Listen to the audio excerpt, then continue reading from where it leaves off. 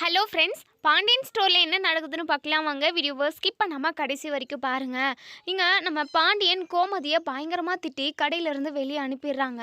நம்ம கோமதி அழுதுகிட்டே போகவும் சரவணன் நடந்துட்டு, அம்மா தயவு செஞ்சு அழுகாதம்மா, அப்பா தான் கோவத்தில் இருக்காருன்னு தெரியுதுல்ல, எதுக்காக நீ திரும்ப திரும்ப வந்து அப்பா கிட்ட பேசிக்கிட்டே இருக்க? கண்டிப்பாக அப்பாவா வந்து உன்னை தேடி வந்து பேசுவார், தயவு செஞ்சு அது வரைக்கும் கொஞ்சம் பொறுமையாக இருங்கம்மா, நீங்கள் பத்திரமா போங்க அப்படின்னு சொல்லிட்டு நம்ம கோமதியை ஆட்டோ ஏற்றி விட்டுட்டு நம்ம சரவணனுமே கடைக்குள்ளே வராங்க. கோமதியும் அழுதுகிட்டே போகிறாங்க.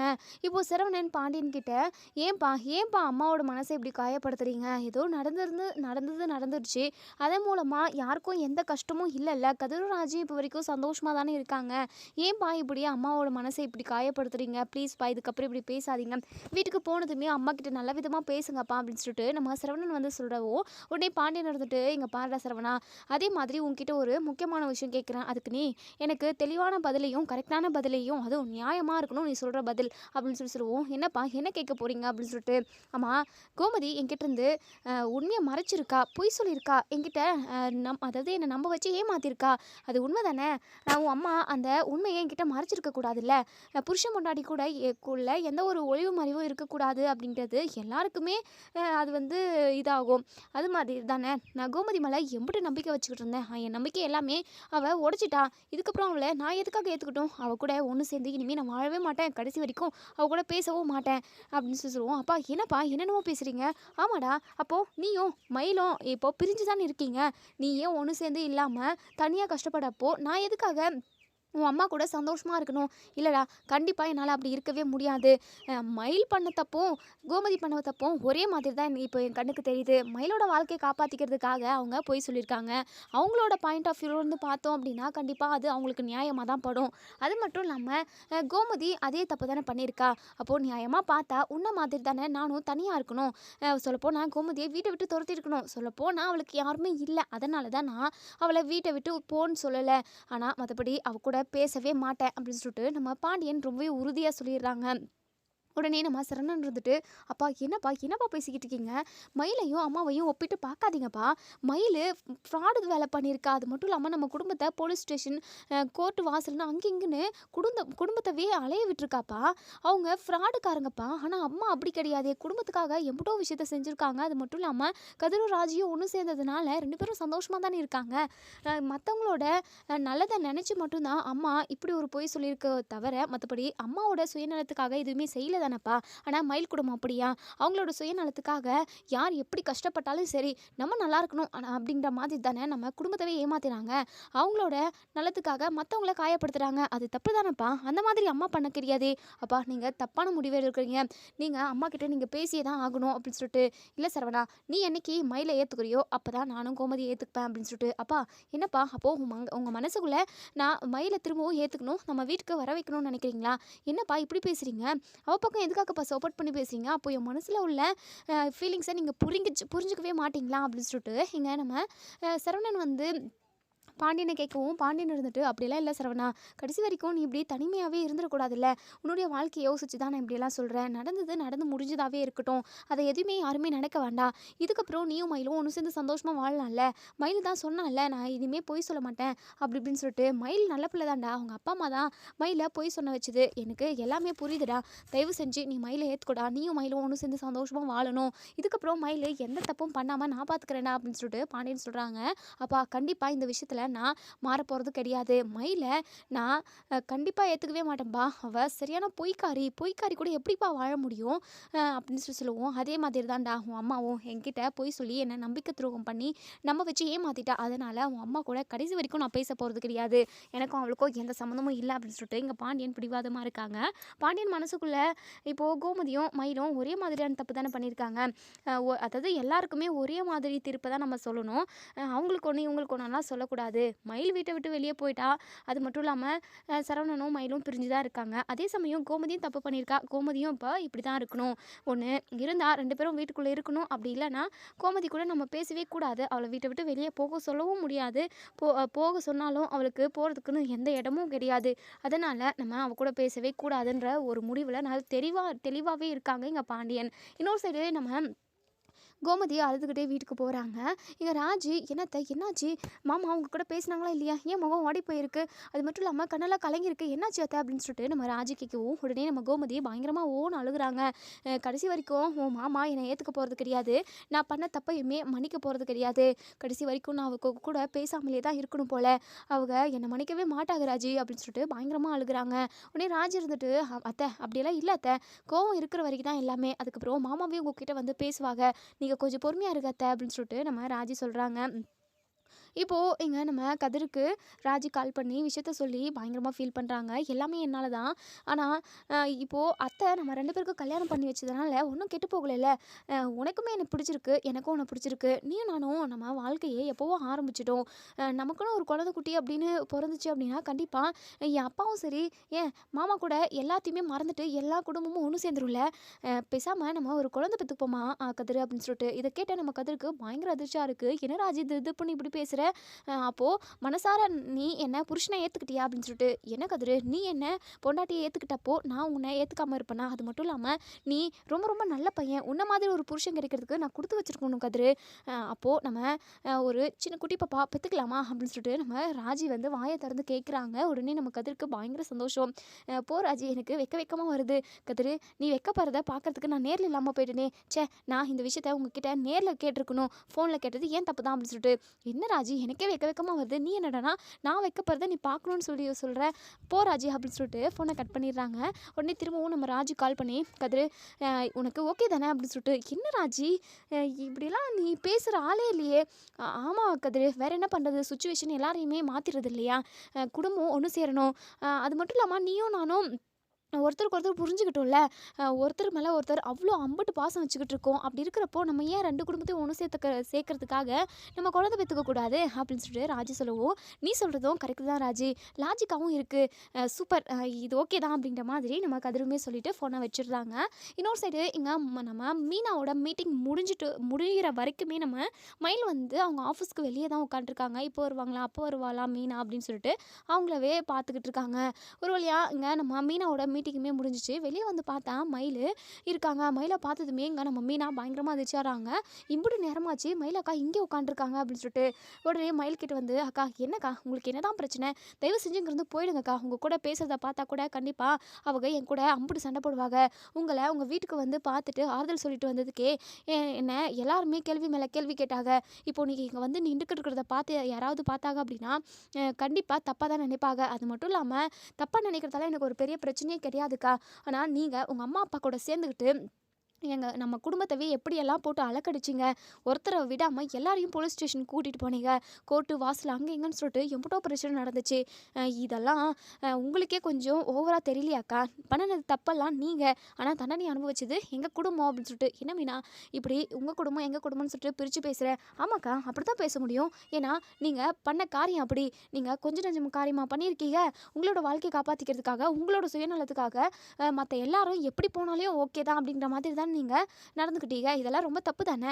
நீங்கள் கொஞ்சம் முன்ன பின்னா யோசிச்சு பார்த்துருக்கணும், சரி உங்கள் கல்யாணம் நடக்கிறதுக்காக உங்கள் அப்பா அம்மா நீங்கள் 3 பேருமா சேர்ந்து பொய் சொன்னீங்க ஓகே தான், அதான் பொய் சொன்னதுனால தான் குடும்பத்தில் உள்ள எல்லாருமே ரொம்ப கோவமாக இருக்காங்கன்றது உங்களுக்கும் புரியும், ஏன் நானுமே உங்ககிட்ட வந்து சொல்லிட்டு வந்தேன், கொஞ்சம் பொறுமையாக இருங்க எல்லாமே காலப்போக்கில் சரியாயிடும் அப்படின்ட்டும் சொல்லிட்டு வந்தேன், ஆனால் நீங்கள் கொஞ்சம் கூட கேட்காம நீங்கள் பாட்டுக்கு கேஸை கொடுத்தீங்க, அப்புறமா கோர்ட்டு அங்கே இங்கேன்னு போயிட்டு எங்கெங்கேயோ போய் முடிஞ்சிருச்சு, இதுக்கப்புறமும் நீங்கள் வந்து என்கிட்ட பேசுகிறதுல எந்த ஒரு அர்த்தமும் இல்லை, அது மட்டும் இல்லாமல் இந்த விஷயத்தில் நான் எந்த ஒரு முடிவும் எடுக்கவே முடியாதே, வாழ போகிறது சரவணன் மாமா, நீங்கள் 2 பேரும் ஒன்று சேர்ந்து வாழ போகிறவங்க, நீங்கள் 2 பேரும் தான் முடிவு எடுக்கணும், அது மட்டும் இல்லாமல் நீங்கள் வீட்டுக்குள்ளே வரணும் அப்படின்னா கோமதியத்தையும் மாமாவும் சரவணன் மாமாவும் தான் முடிவெடுக்கணும், நான் எதுவுமே பண்ணவே முடியாது அப்படின்னு சொல்லிட்டு உடனே நம்ம மயில் இருந்துட்டு, தெரியும் மீனா இது எல்லாமே எனக்கு தெரியும், இருந்தாலும் எனக்கு கொஞ்சம் ஆறுதலாக என் பக்கத்துணையாக நீ நிற்பேன்னு சொல்லிட்டு தான் நான் இப்போ தேடி வந்திருக்கேன், எல்லாருமா என்னை விட்டுட்டு நீங்கள் எல்லாருமா சந்தோஷமாக இருக்கீங்கல்ல, ஏன் மீனா என்னை ஒரே அடியாக மறந்துட்டீங்க அப்படின்னு சொல்லிட்டு ரொம்பவே ஃபீல் பண்ணி அழுகுறாங்க. இங்கே பாருங்கக்கா, இங்கே நின்று அழுதுகிட்டு இருக்காதீங்க,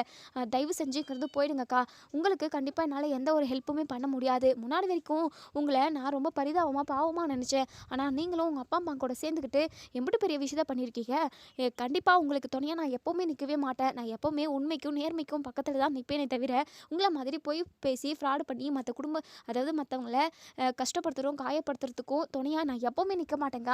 தயவு செஞ்சுங்கிறது போங்க. உங்ககிட்ட பேசுறதுக்கு கூட எனக்கு சுத்தமாக பிடிக்கல. மாமா அத்தை ராஜி அரசின்னு எல்லாருமே எம்பிட்டு கவலைப்பட்டாங்க தெரியுமா? எல்லாருக்கும் அம்பிட்டு உங்கள் மேலே கோவம் இருக்குது. கண்டிப்பாக அது சீக்கிரமாலாம் ஆறவே ஆறாது அப்படின்னு சொல்லிட்டு இங்கே நம்ம மீனா வந்து சொல்கிறாங்க. மயில் இருந்துட்டு தயவு செஞ்சு இப்படியெல்லாம் பேசாத மீனா. நடந்து முடிஞ்சது நடந்துடுச்சு. இதுக்கப்புறம் என்ன நடக்குதோ அதை பாரு மீனா.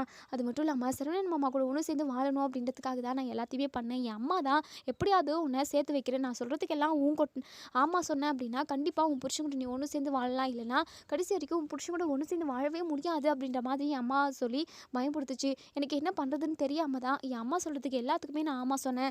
எல்லாத்துக்கும் காரணம் என் புருஷன் கூட நான் ஒன்று சேர்ந்து வாழணும் அப்படின்ற ஒரே ஒரு எண்ணம் தான். மற்றபடி அந்த குடும்பத்தை கஷ்டப்படுத்தணும் காயப்படுத்தணும் அவமானப்படுத்தணும் அப்படின்ற எந்த ஒரு உள்நோக்கமும் இல்லை மீனா. தயவு செஞ்சு என் வாழ்க்கை கொஞ்சம் யோசிச்சு எனக்காக ஏதாவது ஹெல்ப் பண்ண முடியுமா உன்னால் அப்படின்னு சொல்லிட்டு. அக்கா என்னக்கா என்ன எதிர்பார்க்குறீங்க என்கிட்டருந்து? நான் என்ன பண்ண முடியும்? நீங்களே தான் கொஞ்சம் யோசிச்சு பாருங்களேன். என்னால் என்ன செய்ய முடியும்க்கா? நீங்கள் சரவணன் மாமா கூட ஒன்று சேர்ந்து வாழணும் அப்படின்னா அதுக்கு நீங்கள் அவர் கூட தான் பேசணும். அவரோட மனசை யாராலையுமே மாற்றவே முடியாது. எங்களால் சும்மா அட்வைஸ் மட்டும்தான் பண்ண முடியும். மனசை மாற்றிக்க வேண்டியது சரவணன் மாமா.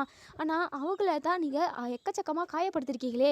இப்போ வரைக்கும் அந்த காயம் இன்னுமே ஆறவே இல்லை. அது எப்போயுமே ஆறவும் ஆறாது. உங்கள் முகத்துலேயே முடியக்கூடாதுன்னு சொல்லிட்டு சரவணன் மாமா நினச்சிக்கிட்டு இருக்காங்க. இப்படி இருக்கிற சூழ்நிலையில் உங்களுக்காக சப்போர்ட் பண்ணி நான் அவங்கக்கிட்ட போய் பேசணும்னு நினைக்கிறீங்களா?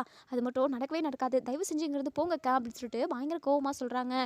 உடனே நம்ம மயில் அழுதுகிட்டே அங்கேருந்து போகலான்னு நினைக்கிறாங்க. திரும்பவும் மீனா கேட்டு பார்ப்போம் அப்படின்னு சொல்லிட்டு மீனா எனக்காக அக்கா தயவு செஞ்சு போயிடுங்கக்கா அப்படின்னு சொல்லிட்டு கையெடுத்து கும்பிட்றாங்க. இப்போ இவங்க 2 பேருமே பேசிக்கிட்டு இருக்கிறது எல்லாத்தையுமே இங்கே நம்ம அதாவது செந்தில் வந்து பார்த்துடுறாங்க. செந்தில் பார்த்துட்டு பயங்கரமாக கோவமாக வராங்க மீனாவை. மீனா என்ன பண்ணிக்கிட்டு இருக்க அப்படின்னு சொல்லிட்டு ஆஃபீஸில் உள்ள ஸ்டாஃப் முன்னாடியேங்க நம்ம செந்தில் பயங்கரமாக கத்துறாங்க மீனா கிட்ட. மீனா இருந்துட்டு கொஞ்சம் பொறுமையாக இருங்க.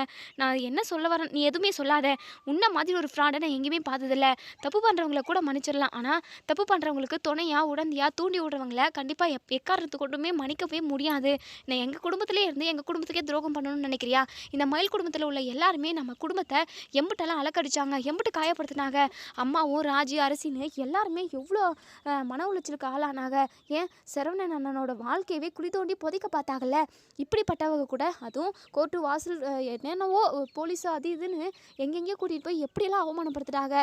இதெல்லாம் மறந்துட்டு திரும்பவும் இந்த மயில் கூட சேர்ந்துக்கிட்டு நீ ஆட்டம் போடலான்னு பார்த்துக்கிட்டு இருக்கியா? எங்கள் குடும்பத்தோட நிம்மதியை ஒட்டுமொத்தமாக கலைக்கணும்னு நினச்சிக்கிட்டு இருக்கியா மீனா நீ?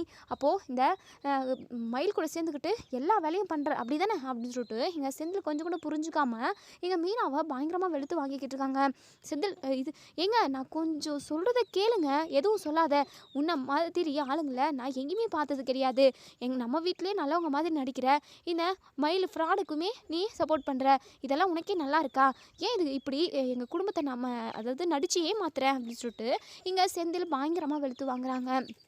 ஆஃபீஸில் உள்ள எல்லாருமே அங்கே மீனாவை தான் பார்க்குறாங்க. எல்லாரும் பார்க்குறாங்கங்க. எல்லாரும் பார்க்கட்டுமே, நீ பண்ணுற அயோக்கியத்தனத்தெல்லாம் பார்க்கட்டுமே. பார்த்தா என்ன தப்பு? நீ ஏன் ஒரு ஃப்ராடு கூட சேர்ந்துக்கிட்டு குடும்பத்தோட நிம்மதியை ஒட்டுமொத்தமாக குழி தோண்டி புதைக்கணும்னு சொல்லிட்டு பிளான் பண்ணிட்ட. அதானே உன் இதையே யார் தப்பு பண்ணாலும் அவங்க பின்னாடி நீ தான் இருக்கிற, நீ தான் அவங்களுக்கு உறுதுணையாக ஊக்கம் கொடுக்குற அப்படின்னு சொல்லிட்டு நம்ம செந்தில் பயங்கரமாக கத்திக்கிட்டே இருக்கும். கொஞ்சம் போதும் நிறுத்துங்க அப்படின்னு சொல்லிட்டு ரொம்பவே சத்தமாக மீனா சொன்னதுக்கப்புறமா செந்தில் வந்து சைலண்ட் ஆகுறாங்க. என்னங்க நீங்கள் பாட்டுக்கு வந்தீங்க, நீங்கள் பாட்டுக்கு கத்திக்கிட்டு இருக்கீங்க. இங்கே என்ன நடந்ததுன்னு சொல்லிட்டு கொஞ்சம் கூட உங்களுக்கு தெரியவே தெரியாதப்போ இப்படி எதுக்காக கத்திக்கிட்டு இருக்கீங்க அப்படின்னு சொல்லிட்டு. என்ன நடந்திருக்கும் எனக்கு தெரியாதா? இவங்க வந்து உங்ககிட்ட சரவணன் மாமா கூட என்னை ஒன்று சேர்த்து வை ப்ளீஸ்ன்னு சொல்லி கெஞ்சிருப்பாங்க. நீ என்ன சொல்லியிருப்ப? கண்டிப்பாக நீங்கள் செய்கிற ஃப்ராடுத்தனத்துக்கு எல்லாத்துக்குமே நான் உறுதுணையாக இருக்கேன், கூடவே இருக்கேன் அப்படின்னு சொல்லிட்டு சொல்லியிருப்பேன். வேறு என்ன பேசியிருப்பீங்க? அப்போது 2 பேருமா ஒன்று சேர்ந்து குடும்பத்தை எப்படியாவது 2-3 உடைக்கலாம் அப்படின்னு சொல்லிட்டு பிளான் பண்ணியிருப்பீங்க அப்படிதானே அப்படின்னு சொல்லிட்டு இங்கே செந்தில் சொல்லவும் உடனே மீனா இருந்துட்டு போது நிறுத்துங்க, உங்களோட புத்தி இவ்வளவுதான். நாங்கள் என்ன பேசிக்கிட்டு இருக்கோமே தெரியாமல் நீங்கள் பாட்டுக்கு அப்படியே அடிச்சு விடுறீங்க. இங்கே பாருங்கள், மயிலாக்கா என்கிட்ட வந்து ஹெல்ப் கேட்டாங்க. என்னால் முடியவே முடியாது, தயவு செஞ்சு இங்கேருந்து போங்க, எனக்கு வேலை இருக்குன்னு தான் சொன்னேன். மற்றபடி இவங்கக்கிட்ட நான் எதுவுமே பேசலை, இவங்களுக்கு உடந்தையாகவும் இருக்கல, இவங்களுக்கு சப்போர்ட் பண்ணியும் பேசலை. இதுதான் நடந்து, வேணும்னா இவங்களவே கேளுங்க அப்படின்னு சொல்லிட்டு. ஆமாம் நீ ரொம்ப நல்லவ, நீ நீ சொன்னதுமே இதை நான் நம்பணுமா? குடும்பத்தில் உள்ள யாருமே நம்ப முடியல. எல்லாருமே நல்லவங்க மாதிரி பேசி நடிச்சு ஏமாத்த தானே செய்றீங்க அப்படின்னு சொல்லிட்டு இங்க நம்ம செந்தில் பயங்கரமா கோவப்படுறாங்க. உடனே இங்க நம்ம மயில் இருந்துட்டு, ஐயோ செந்தில் தம்பி, மீனா மேலே நீங்கள் கோச்சிக்காதீங்க.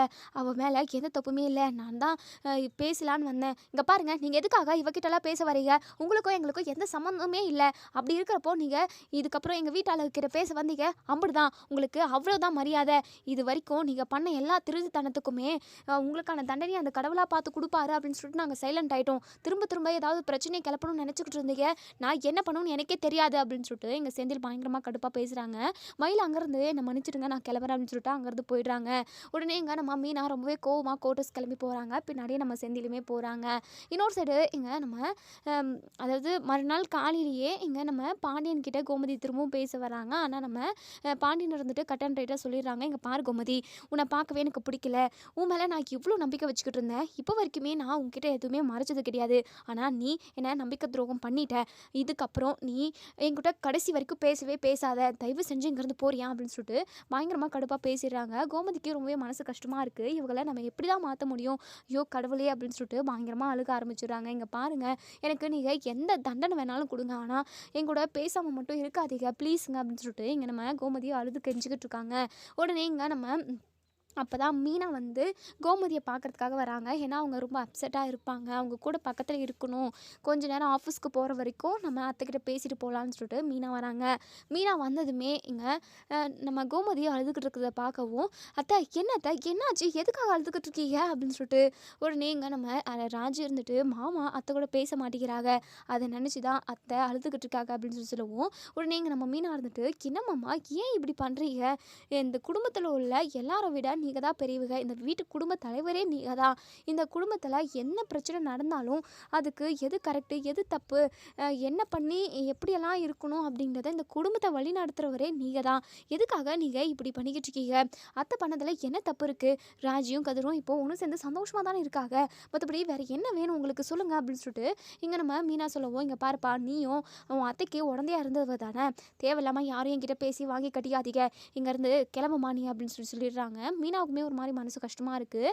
உடனே இங்கே நம்ம ராஜு இருந்துட்டு, மாமா ஏன் மாமா இப்படி பேசுகிறீங்க அப்படின்னு சொல்லிட்டு உடனே பாண்டியன் இருக்கிற கோவத்தில், ஏமா எல்லாருக்கும் நான் ஒரு டைம் தான் சொல்ல முடியும், உங்களுக்கிட்ட ஆளுக்கிட்ட ஒவ்வொருத்தருக்கிட்டையும் ஒவ்வொரு டைம் சொல்லிக்கிட்டே இருக்க முடியுமா அப்படின்னு சொல்லிட்டு ராஜுக்கிட்ட ரொம்பவே சத்தமாக கத்தவும், ராஜு பயத்தில் அப்படியே மயங்கி விழுந்துடுறாங்க. வீட்டில் உள்ள எல்லாருமே ரொம்பவே பதட்டப்படுறாங்க. மீனா கோமதி பாண்டியனுக்கும் அப்படியே ஒரு மாதிரி அள்ளு கிளம்பிடுது. அப்படி பதட்டமாக இருக்குது. உடனே நம்ம கோமதி இருந்துட்டு, மீனா போய் தண்ணி கொண்டு வாப்போம் அப்படின்னு சொல்லிட்டு ரொம்பவே வேகமாக சொல்லவும், அவங்க ஓடி போயிட்டு தண்ணி கொண்டு வந்து முகத்தில் தெளிக்கிறாங்க. அதுக்கப்புறம் ராஜு எந்திரிச்சு உட்காடுறாங்க. தண்ணி கொடுக்குறாங்க, குடிக்கவும் செய்கிறாங்க.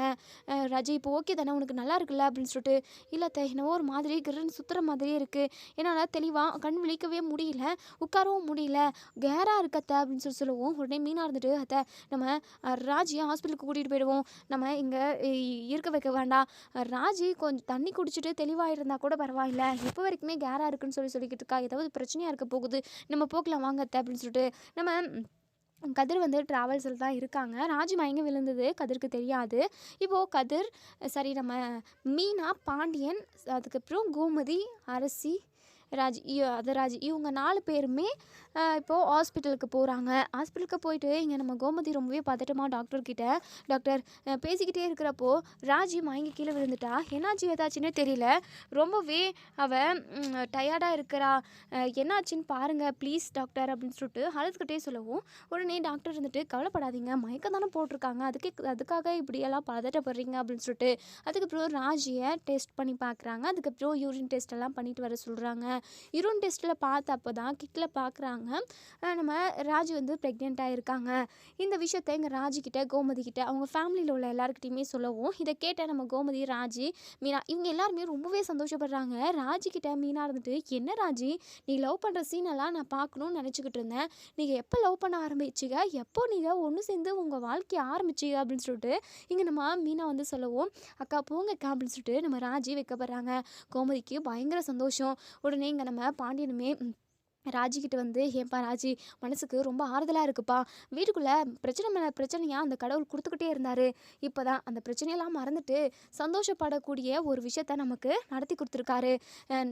அதாவது நம்ம வீட்டு வாரிசை நீதாம்மா ஃபஸ்ட்டு சுமக்கிற அப்படின்னு சொல்லிட்டு நம்ம பாண்டியன் ரொம்பவே சந்தோஷமாக சொல்கிறாங்க. இப்போது இதே சந்தோஷத்தோட எல்லாருமே வீட்டுக்கு போகிறாங்க. நம்ம மீனா இருந்துட்டு, "ஏன் ராஜி, கதிர்கிட்ட ஒன்றும் சொல்லலை தானே?" "இன்னும் சொல்லலைக்கா, வீட்டுக்கு வரட்டும் அப்படின்னு சொல்லிட்டு சொல்லலான்னு இருக்கேன். ஏன் ஃபோன் பண்ணி சொல்கிறது?" அப்படின்னு சொல்லுவோம். இல்லைக்கா, நேரில் பார்த்து சொன்னால் தானே ரொம்ப சந்தோஷப்படுவான் அப்படின்னு சொல்லிட்டு உடனே இங்கே நம்ம ராஜி கிட்ட மீனா இருந்துட்டு, "ராஜி, நீ வேறு லெவல் ராஜி, இந்த வீட்டோட வாரிசை சுமக்க போகிறேன். சரி சரி, பயங்கர ஹாப்பியாக இருக்கு எனக்கு. நீ எப்போவுமே இப்படி சந்தோஷமாக இருக்கணும். அத்தை உங்கள் 2 பேருக்குமே கல்யாணம் பண்ணி வச்சு உங்கள் 2 பேரோட வாழ்க்கையுமே நல்லபடியாக தான் அமைச்சு கொடுத்துருக்காங்க. கடைசி வரைக்கும் நீயும் கதிரும் உங்கள் குழந்தைன்னு நீ ரொம்ப சந்தோஷமாக இருக்கணும் ராஜி" அப்படின்னு சொல்லிட்டு நம்ம மீனா வந்து சொல்கிறாங்க. அதுக்கப்புறம் இங்கே நம்ம கதிர் வந்து ட்ராவல்ஸில் உள்ள வேலை எல்லாமே முடிச்சுட்டு அப்போ தான் வீட்டுக்கு ரொம்பவே டயர்டாக வராங்க. கதிர் வந்ததுமே இங்கே நம்ம மீனா இருந்துட்டு, "ராஜி, சொல்லிடு" அப்படின்னு சொல்லிட்டு, சரிங்கக்கா" அப்படின்னு சொல்லிட்டு இப்போது நம்ம கோமதி நம்ம கதிர் வந்ததுமே, "டே கதிர், வாடா வாடா" அப்படின்னு சொல்லிட்டு கதிர் அப்படியே அதாவது கிள்ளி முத்தம் கொடுக்குறாங்க. "டே கதிர், மனசுக்கு ரொம்ப சந்தோஷமாக இருக்குடா" அப்படின்னு சொல்லிட்டு. "என்னம்மா, அப்பா உங்ககிட்ட பேசிட்டாரா? நீங்கள் 2 பேரும் சமாதானம் ஆயிட்டீங்களா?" அப்படின்னு சொல்லவும், "இல்லைடா, அதெல்லாம் ஒன்றும் இல்லை. ஆனால் சந்தோஷப்படுற மாதிரி ஒரு விஷயம் நம்ம வீட்டுக்குள்ளே நடந்திருக்குடா" அப்படின்னு சொல்லிட்டு. "என்னம்மா, அப்படி என்ன விஷயம்?" அப்படின்னு சொல்லி கேட்கவும், "நீயே கெஸ் பண்ணி பார்க்கலாம்" அப்படின்னு சொல்லிட்டு. "இல்லைம்மா, எப்படி பார்த்தாலுமே நம்ம வீட்டில் நிறைய பிரச்சனை தான். ஒன்று நீயும் அப்பாவும் பேசியிருந்தா அது ஒரு சந்தோஷமான விஷயம். வேறு என்ன சந்தோஷமான விஷயம் நடக்கிறதுக்கு வாய்ப்பு இருக்குது? எதுவுமே தெரியலம்மா, என்னன்னு நீங்களே சொல்லுங்களேன்" அப்படின்னு சொல்லிட்டு. உடனே இங்கே நம்ம மீனா இருந்துட்டு, "கதிரு, நீ கண்டுபிடிச்சிட்ட அப்படின்னா உனக்கு ஒரு கிஃப்ட் வாங்கி கொடுக்குறேன் அண்ணி" அப்படின்னு சொல்லிட்டு. "என்ன நீ இப்படியெல்லாம் ட்விஸ்டெல்லாம் வைக்கிறீங்க? அப்படி என்னன்னே எனக்கு ஒன்றுமே புரியலையே. ராஜி, உனக்கு தெரியுமா?" அப்படின்னு சொல்லிட்டு ராஜி வெட்கப்படுறாங்க. "என்ன ராஜி, உனக்கு தெரியுமா, ஏதாவது விஷயம் தெரியுமான்னு கேட்டால் நீ என்னடானா வெட்கப்படுற" அப்படின்னு சொல்லிட்டு. உடனே நம்ம மீனா இருந்துட்டு, "கதிரு, வெட்கம் இல்லாமல் இருக்க முடியுமா? இப்போது சந்தோஷமான விஷயத்த சொன்னதே ராஜி தானே" அப்படின்னு சொல்லிட்டு. "ஆமாவா ராஜி, எனக்கு தெரியாமல் என்ன சந்தோஷமான விஷயம்? ஓ, உன் அப்பா உன் கூட பேசுகிறாரா என்ன?" "அதெல்லாம் ஒன்றும் இல்லை" அப்படின்னு சொல்லிட்டு. உடனே இங்கே நம்ம மீனா இருந்துட்டு, "கதிரு, நீ கண்டுபிடிக்கிறியா இல்லையா? உனக்கு டைமிங் கொஞ்சம் நேரம் தான்." "ஐயோ அண்ணி, இப்படி ட்விஸ்ட்டாக வைக்காதீங்க. தயவு செஞ்சு நீங்கள் விஷயத்த என்னன்னு சொல்லிடுங்க. எனக்கு கிஃப்ட் கூட வேணாம். எனக்கு இப்போ விஷயத்த தெரிஞ்சுக்கணும்னு சொல்லிட்டு ஆர்வமாக இருக்குது" அப்படின்னு சொல்லிட்டு. இப்போது இங்கே நம்ம மீனா இருந்துட்டு, "ராஜி, நீயும் உன் வாயால் சொல்லு" அப்படின்னு சொல்லிட்டு. இங்கே நம்ம ராஜி ஓடி போய் கதிரை கட்டி பிடிச்சிக்கிறாங்க. உடனே நம்ம கதிருக்கு ஒரு மாதிரி இருக்குது. "என்ன ராஜி, என்ன விஷயம்? ஓ, போலீஸ்க்கு நீ செலக்ட் ஆயிட்டியா?" அப்படின்னு சொல்லிட்டு. "இல்லை இல்லை, அதெல்லாம் இல்லை. கதிர், நீ அப்பாவாக போகிற. நான் ப்ரெக்னெண்ட்டாக இருக்கேன் கதிர்" அப்படின்னு சொல்லிட்டு சொல்லவும், ஒரு நிமிஷம் நம்ம கதிருக்கு அப்படியே ஹார்ட் பீட்டே நின்று போகுது. "என்ன சொல்கிற?" அப்படின்னு சொல்லிட்டு பயங்கர ஹாப்பியாக அப்படியே பார்க்குறாங்க. படப்படப்படன்னு சடான்னு துடிக்க ஆரம்பிச்சிருது ஹார்ட் பீட்டு. இங்கே நம்ம கோமதி இருந்துட்டு, "டே கதிரு, இப்போ சந்தோஷமா? என்ன விஷயம்னு உனக்கு தெரிஞ்சு போச்சா?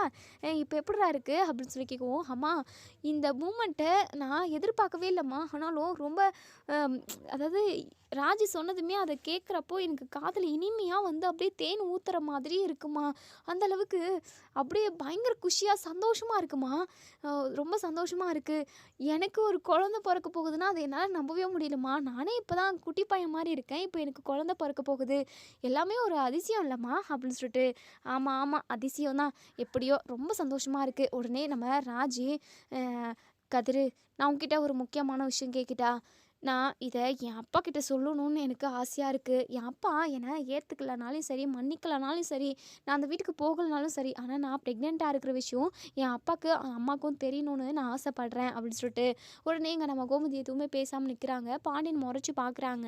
இங்கே நம்ம கதிர் இருந்துட்டு, "சரி ராஜி, மாசமாக இருக்கிறப்போ எது ஆசைப்பட்டாலும் அதை நிறைவேற்றி வைக்கணும்னு சொல்லுவாங்க. முதல்ல நீ ப்ரெக்னென்ட் ஆகி என்கிட்ட இதை கேட்குற, நான் வேண்டான்னு சொல்லுவேனா?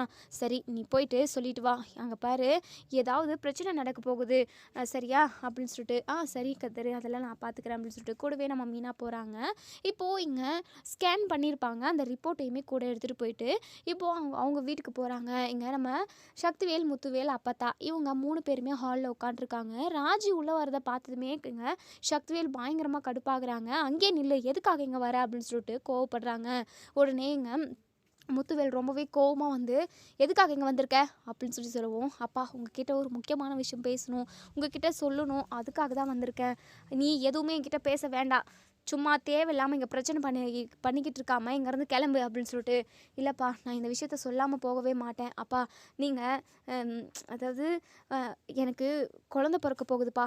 நான் கர்ப்பமா இருக்கேன்ப்பா" அப்படின்னு சொல்லிட்டு அந்த ரிப்போர்ட்ட காட்டுறாங்க. அத பார்த்ததுமே இங்க நம்ம முத்துவேலோட மனசு மாறிடுது.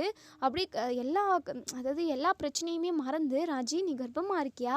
அப்போ உனக்கு குழந்தை பொறக்க போகுதா?" அப்படின்னு சொல்லிட்டு பயங்கர சந்தோஷமா இங்க நம்ம முத்துவேல் வந்து ராஜி கிட்ட பேசிக்கிட்டு இருக்கவும், இதெல்லாம் பார்த்துக்கிட்டு இருந்த சக்திவேலுக்கு பயங்கரமா கடுப்பா இருக்கு. "என்ன கர்ப்பமா இருக்காளா? போச்சு முடிஞ்சுச்சு. அண்ணன இவங்க கூடலாம் ஒண்ணு சேர விடாம எப்படியாவது பிரிக்கணும்னு நெனச்சேன். பிரிச்சும் கூட்டிட்டு வந்தாச்சு. ஆனா கடைசியில இப்படி ஒரு ட்விஸ்ட் வச்சுட்டாங்களே! எப்படி அண்ணன நம்ம மாத்துறது? ஐய்யய்யோ! அண்ணன் குழந்தன்னோனே அப்படியே உருகுதே!" அப்படின்னு சொல்லிட்டு இங்க சக்திவேல் வந்து பயங்கரமா டென்ஷனா யோசிச்சுக்கிட்டு இருக்காங்க. இங்க நம்ம முத்துவேல் வந்து ராஜிய தன்னோட நெஞ்சில அணைச்சுக்கிறாங்க. "இப்பதான் எனக்கு குழந்தை பொறந்த மாதிரி இருக்கு. அதுக்குள்ள உனக்கு கல்யாணம் ஆகி நீயே ஒரு குழந்தை பெத்துக்க போற. ராஜி மனசுக்கு ரொம்ப சந்தோஷமா இருக்கு. உன் அம்மா கிச்சன்ல தான் இருக்கா பாரு. போய் சொல்லு போ" அப்படின்னு சொல்லிட்டு ரொம்பவே பாசமா பேசுறாங்க. நம்ம ராஜிக்கு ரொம்பவே சந்தோஷமா இருக்கு. கோவப்பட்டு வீட்ட விட்டு துரத்துவாங்கன்னு தான் சொல்லிட்டு நம்ம ராஜி வந்திருப்பாங்க. ஆனா நம்ம முத்துவேல் வந்து அணைச்சுக்கிட்டாங்க. சக்திவேலுக்கு பயங்கரமா கடுப்பா இருக்கு. எப்படியாவது ராஜிய இந்த வீட்ல வரவிடாம பண்ணணும் அப்படின்னு சொல்லிட்டு பிளான் பண்ணிக்கிட்டு இருக்காங்க.